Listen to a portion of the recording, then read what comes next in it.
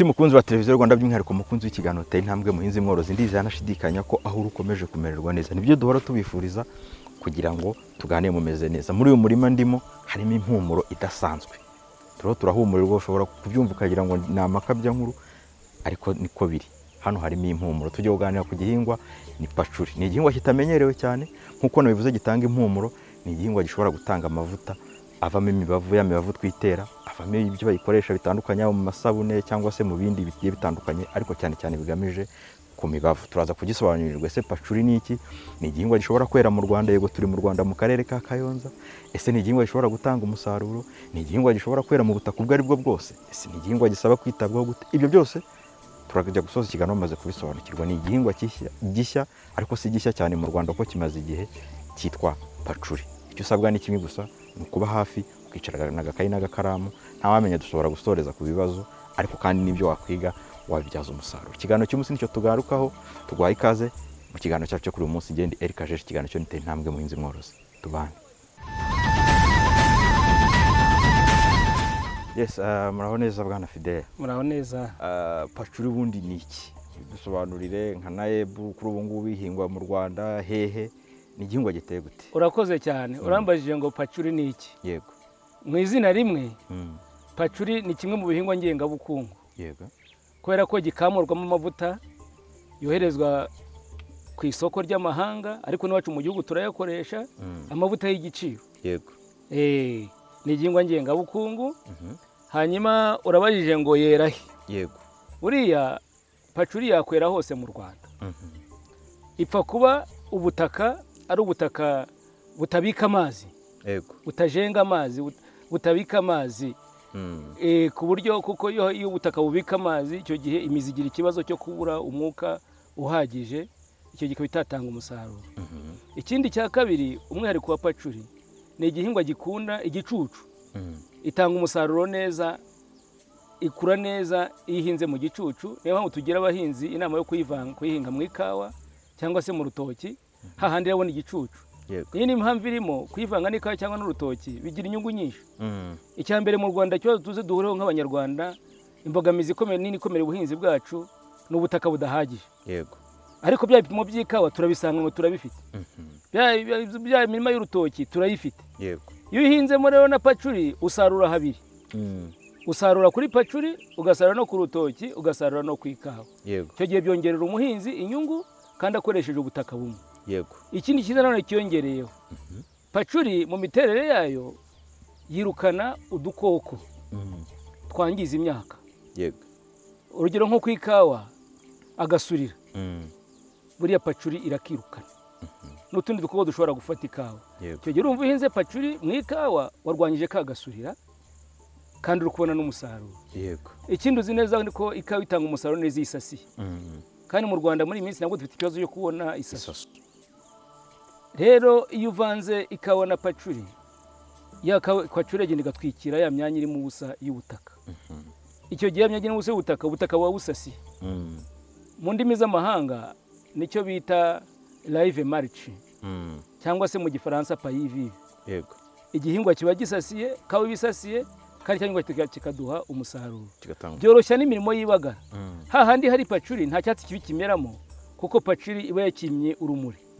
Niya pacuri hahandi hanatwikiriye hakabika amazi. Yego. Ikayigarurana ubuhehere bwayo, igatanga umusaruro rwose mwiza, tugasarura ku ikawa ndetse na pacuri. Ibyo byose bikongera umuhinzi wacu inyungu ituruka kuri ubwo buhinzi. Ubwo n'urutoki nuko. Yego. Muri make nguwo uko aho pacuri yera mu Rwanda, urumva nta ntamwe udashobora kwera. Ikigenzi nuko ibyo twagaragaje ikenera byubahirizwa. Gusa igihari nuko mu turere dusanzwe dushyuha itanga umusaruro vuba kandi n'amavuta akaba menshi. Ariko mu turere dukonja itanga umusaruro utinze. Kimwe nuko buriya nujya no guhinga n'ibigori. Ibigori mu burasirazuba usanga byerera amezi 4. Nujya no mu majyaruguru usanga biri gufata amezi 6, ndetse hari naho bifata amezi 7. Iyo niko ibihingwa biteye. Ahakonja byera vuba, ahashyuha byera vuba, ahakonja bigatinda. Yego. Hanyuma noneho ku kijyanye na pacuri, twameze kubera wenda ko ubutaka bwacu bushobora kuyeza umuhinzi ashatse kuyihinga. Ese imbuto yayo iboneka ite? Ni ingemwe, ni imbuto, ni umurama, iboneka gute? iki gihingwa rero cyocyo imbuto yakiboneka habayeho kumeza ingeri. yego Ufata ingeri yayo ukayishyira mu gihoho ikamera ikazana imizi ukajya watera mu murima. yego Ariko nko mu bice bibonekamo imvura nyinshi nko mu majyaruguru za Rusizi, hariya hoho ushobora guca ingeri uhita uyitera ikazamera. yego Ariko nko muri ibi bice by'uburasirazuba bisaba ko tubanza tukanyuza mu buhumbikiro. Hanyuma izo ngeri zishobora kumara igihe kingana iki mu buhumbikiro? Ese ni iki umuhinzi aba akora muri cya gihe cy'ubuhumbikiro? Ibyo bihoho bijyamo ifumbire, ni ubutaka busanzwe gusa, bigenda bite kugira ngo za mbuto ziboneke n'igihe zishobora gutwaramo? Igihoho gishyirwamo ingeri kuko ingeri burya iba yakomeretse. Buriya mu gihoho kirazira gushyiramo ifumbire cyane cyane y'imborera, kuko ibirimo udusimba tumwe na tumwe dushobora kwangiza ya ngeri aho yakomeretse uyitema uyivana ku gitsinsi wayivanyeho. Rero ni byiza ko ushaka itaka ritanyenya, ritari ibumba, rifitemo agacanga gakeya, noneho ugashyiramo ya ngeri. Iyo ngeri mu gihe cy'iminsi 21 iba imaze kuzana imizi, noneho ukongera ukayireraho gato kugira ngo imizi ibe myinshi. Iyindi minsi igeze kuri 14 ukaba ugize iminsi 35. Guhera ku munsi wa 35 kugeza ku munsi wa 45 ushobora kwimura cya gihoho ugakuramo urugemwe ukarutera mu murima bisanzwe. Yego. Hanyuma noneho wa rugemwe rwamaze kuboneka, wa murima tugiye guteramo, umurima utegurwa gute? Ko hari imirima turima, hari isanzwa, hari iyo bashyiraho imitabo ya mayugi se cyangwa bitewe n'uko bamwe babyita pacuri, yo itegurirwa gute ubutaka? Ni nk'ibindi bihingwa, ariko tekinike nziza ni ukuyitegura ku mitabo. Imitabo ikimara idufasha mu igerambuto. Yego. Umenya umubare w'imbuto ziri mu mutabo runaka. Ikindi cya kabiri, iyo habayeho kuhira, na amazi anyura mu gice kitari icyo hagati mu murima. Icya gatatu cy'umutabo ni uko mu gihe cyo kubagara ntabwo ukandagira ibihingwa, ubagara uhagaze aho umutabo utangirira. Yego. Ikindi no mu kuhira amazi uyajyana wizeye neza ngo buri gihingwa cyose ku gihingwa runaka. Haba no gupfa k'urugemwe, uba uzi mu mutabo wawe harimo umubare w'ingemwe runaka, ndasimbuza urwapfuye kuri iki gihe. Yego. Bigufasha no kumenya umutabo weze kurusha uwundi, no kugira ngo uvugurure ubuhinzi bwawe. Yego. Ukomeje ku kijyanye no kuvugurura ubuhinzi na wa mutabo, ariko tumenyere ko mu bihingwa byinshi dukoresha n'inyongeramusaruro, ifumbire, yaba ifumbire y'imborera cyangwa se ifumbire mvaruganda. Kuri iki gihingwa ho dukoresha ifumbire se, niba zikoreshwa n'izihe? Hano rero tufite umwihariko muri kampani yacu. Twe duhinga ubuhinzi bw'umwimerere. Ubuhinzi bw'umwimerere ni ubuhinzi buzira amafumbire mvaruganda n'imiti mvaruganda idakomoka ku bihingwa. Yego. Bitugira akamaro iyo tugize produit yahinzwe muri ubwo buhinzi bw'umwimerere, igiciro cyayo kiriyongera.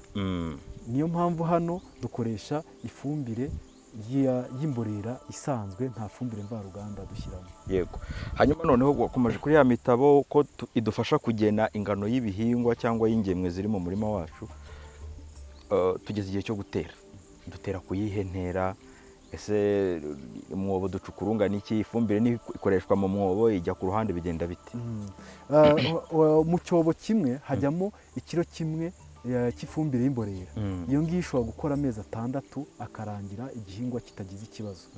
Noneho intera hagati y'igihingwa n'ikindi ni santimetero 40 hagati y'urugemwe n'urundi.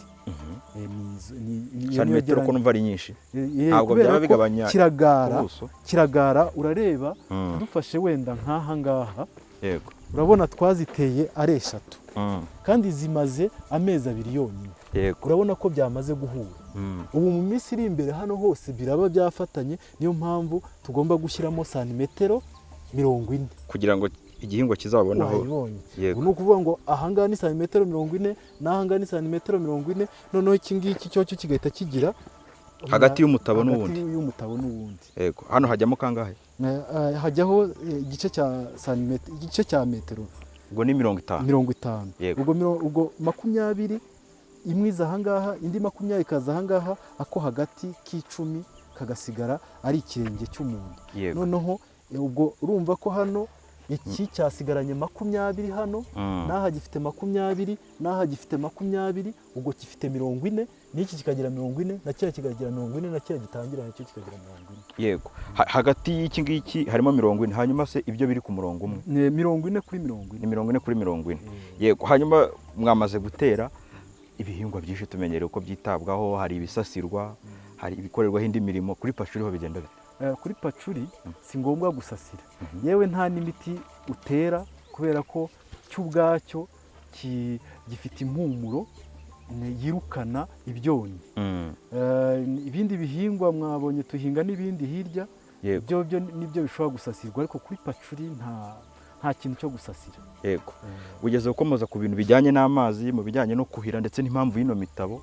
Pacuri ni igihingwa gikunda amazi menshi cyangwa ni igihingwa kidakunda amazi menshi? Imyunyugugu itunga igihingwa ibasha gukururwa n'igihingwa iyo habonetse amazi. Niyo mpamvu ari ngombwa kugira amazi ku gihingwa icyo ari cyo cyose. Yego. Icyo kise kinjyana no kuri sezo nziza ya pacuri, y'ubuhinzi bwa pacuri. Tumenyereye sezo za hano mu gihugu zigira imvura nyinshi ndetse n'iziba ziganjemo izuba. Kuri pacuri sezo nziza ni iyihe? Sezo nziza ni igihembwe gitangira kirangira mu kwa 12 cyahereye mu kwa 9. Ubwo ni ukuvuga kuva mu kwa 9 kugeza mu kwezi kwa 5 no kwa 6, aho ngaho pacuri bimeze neza. Mu gihe cy'izuba ibaho nabi. Izibasha kubaho neza ni iziba zahinzwe munsi y'ibindi bihingwa, nko mu rutoki, mu ikahwa. Izo zozo zibasha gufata indi sezo yindi, sezo se ikurikiyeho, kikambukiranya umwaka, imyaka 2, yewe hari n'igihe gishobora kugeza ku myaka 3 iyo ubutaka ari bwiza. Ukomeje ku kijyanye n'umwuka cyangwa impumuro kigira ishobora gutuma yirukana ubukoko bundi bushobora kuza kuyona, biratuganisha ku burwayi cyangwa se ibindi n'ibyonnyi. Pacuri igira uburwayi, hari ibyonnyi igira. Icyonnyi kigaragara muri pacuri ni icyo nakwita igishorobwa, gitangwa n'ikivumvuri. Kubera ko dukoresha ifumbire y'amase. Iyo fumbire izanana n'amagi y'ibishorobwa, watera ikazageraho igakata imizi. Icyo gihe kugira ngo twirinde icyo kintu mu buryo bw'umwimerere, dukoresha ibindi bihingwa byeramo hano nabyo byirukana ibyo bikoko. Ikindi cyonnyi ni icyonnyi kijya gifata inyanya, cyitwa inanda. Inanda nayo ubu tubasha kuzirukana, dufite uburyo dukoresha ibi bihingwa byirukana ibyo byonnyi.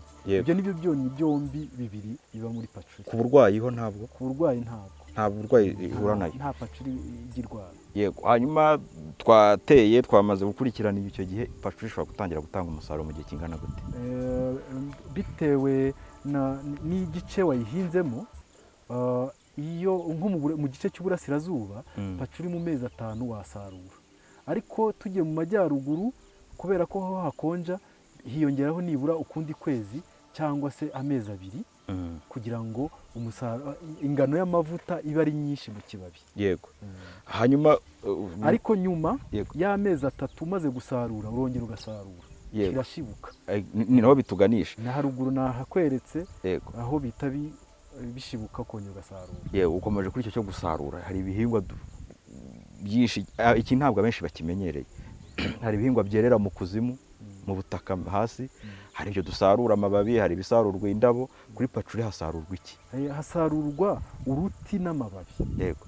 Ni ukuvuga santimetero 40 uturutse ku butaka, icyo gice cyose uratema, kikazongera kigashibuka. ibyo bibabi n'uruti rwabyo iyo umaze kubisarura urabijyana mu bwanikiro bikuma, twarangiza tukabiteka bikavamo amavuta.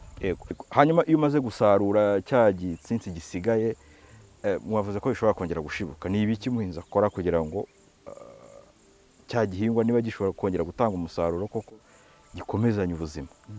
Iyo umaze gusarura habaho ya mirimo isanzwe yo kongera kumenera ubutaka bukajya hejuru kugira ngo amazi abashe kwinjiramo neza, warangiza ugahita ushyiramo ifumbire. Iyo ushyizemo ifumbire bituma byongera bigashibuka bikazana ibibabi byinshi, kuko nicyo tuba dukeneye. Iyo niyo mirimo umuntu yongera agakora. Amababi yumye. Yumye. Yego.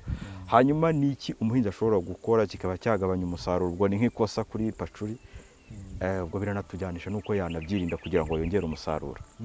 Icya mbere ni gusarura bitinze. Usaruye bitinze amababi aba yahungutse. Icya kabiri, nk'ibindi bihingwa byose, kutabagara. Icyatsi cyona ingano y'amababi yakabonetse ku gihingwa. Icya gatatu, kuba wareka amazi ubutaka bwawe bunyenya, igihingwa nacyo kiba nabi. Ibyo ni byo bintu by'ingenzi bigabanya umusaruro ku gihingwa. Ariko tutibagiwe no gufumbira. Udafumbiye ntabwo wabona umusaruro.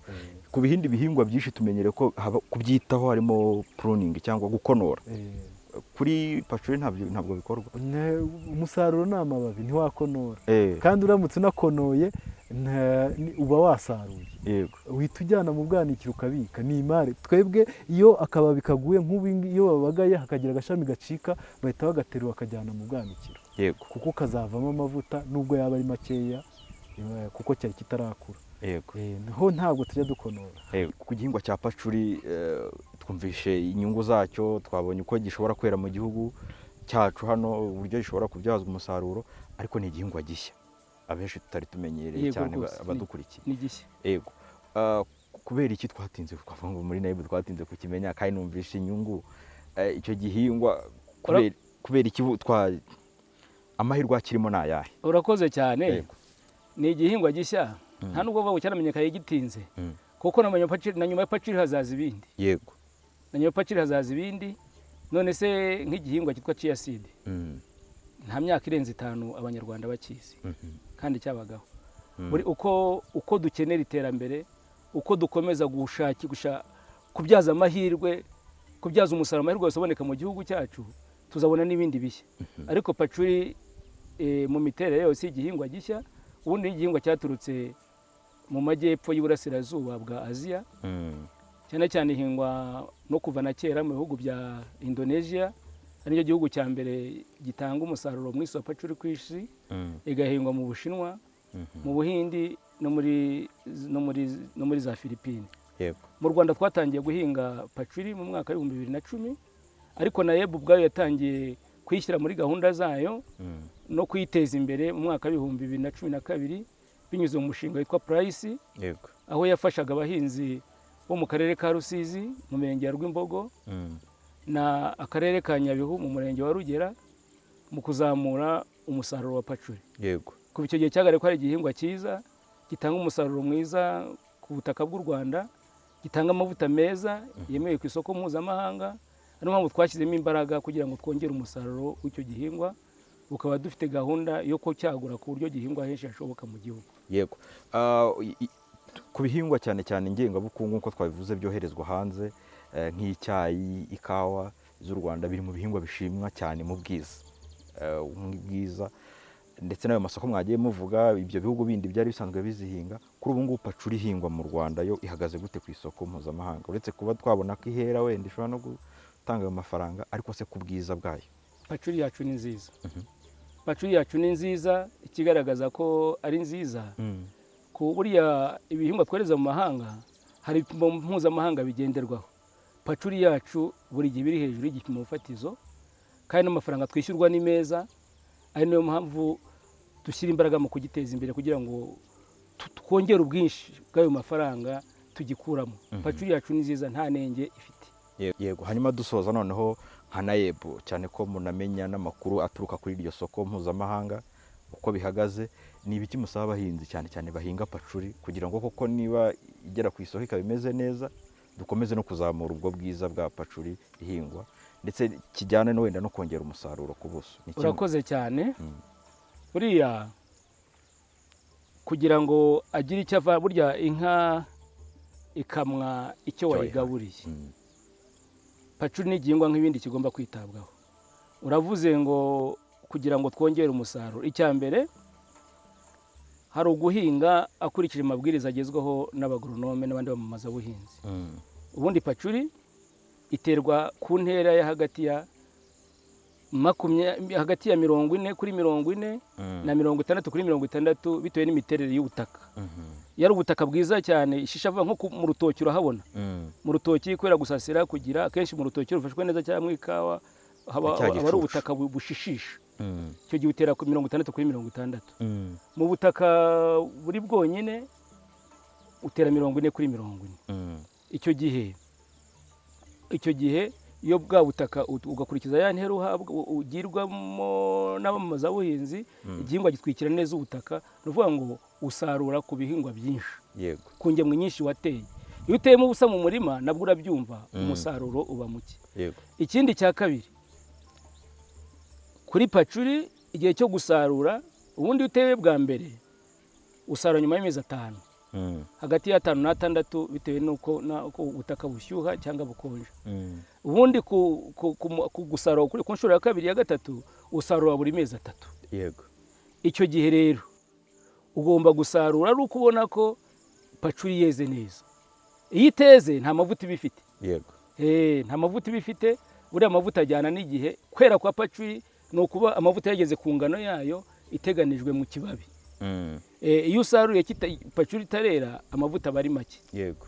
Nanone ikindi kanone akirinda gutinda gusarura. Iyo pacuri yeze ugatinda kuyisarura, kimwe n'ibindi bihingwa byose amababi akuze arahunguka. Iyo ahungutse ubuhombye kuko umusaruro uba mu mababi. Yego. N'ikindi nanone amavuta ko ari volatile, niyo utinze gusarura ayo mavuta atangira kujya mu kirere. Aratumba. Iyo ugeze muri pacuri weze urawiyumvira impumuro nziza, parufe ugenda uyumva. Ni ukuvuga ngo guhinga neza, utera ku ntera yagenwe, gusarurira ku gihe igihingwa cyeze neza, ikindi none ukanika neza. Kuko niyo wanditse nabi uruhumbu runywa amavuta. Yego. Ukanika neza ukurikije inama, ukajya gupimisha ku muguzi ukabona amafaranga. Yego. Yego rwose. Murakoze cyane rero, reka tubashimire. Twizere ko abahinzi ba pacuri n'abandi bifuza kuyihinga uzabijyamo wese azatera intambwe. Murakoze cyane. Azatera intambwe mu iterambere. Yego. Nshuti mukunzi w'ikiganiro Tera Intambwe Muhinzi Mworozi, twatangiranye kuri uyu munsi, ndizera nashidikanya ko ishuri ryacu ryari ingirakamaro. Kuri uyu munsi cyari ikiganiro mvumburamatsiko, ariko kandi cyari n'ikiganiro navuga ngo ni njyabukire. Twabonye ko iki gihingwa pacuri twaganiriyeho ni igihingwa ngengabukungu. Iyo tuvuze ngengabukungu ni agafaranga. Twabonye kandi gishobora kwera hano mu Rwanda, gitanga umusaruro ndetse ku musaruro ushimishije. Ariko uretse no kubushimishije no ku isoko mpuzamahanga, umusaruro wacu nko mu gihugu urakunzwe cyane. Ni amahirwe rero ku bahinzi kugira ngo tubyaze umusaruro ibi bihingwa. Twabonye uko bikorwa, ntabwo bigoye, ni ibintu byoroshye umuhinzi ashobora gukora, kandi twanabonye ko ari igihingwa gishobora gufatanywa cyangwa gishobora kuvangwa n'indi myaka, cyane cyane imyaka yegeye hejuru, kuko ari igihingwa gikunda igicucu. Nawe rero kugira ngo tubashe gushyira mu bikorwa ibyo twize, ndetse tujye tunahora twihugura kugira ngo tumenye byinshi kuri iki gihingwa. Ariko kandi mu kiganiro cyacu cy'ubutaha tuzanajya mu ruganda, ese iki gihingwa gitunganywa gute, essential oil cyangwa se amavuta y'igiciro avamo aboneka gute, kugira ngo tubashe gusobanukirwa neza byinshi kuri iki gihingwa. Ikiganiro cy'umunsi ntabwo tugisoreje, reka ngushimire wowe twabanye. Ubutaha tuzahora imbere ya televiziyo zacu kugira ngo ntituzacikwe n'isomo tuzaba tugezeho. Komeza kunogerwa na gahunda za televiziyo yawe, televiziyo y'u Rwanda. Njye nari Eric Kajeje, ikiganiro cyari Tera Intambwe Muhinzi Mworozi.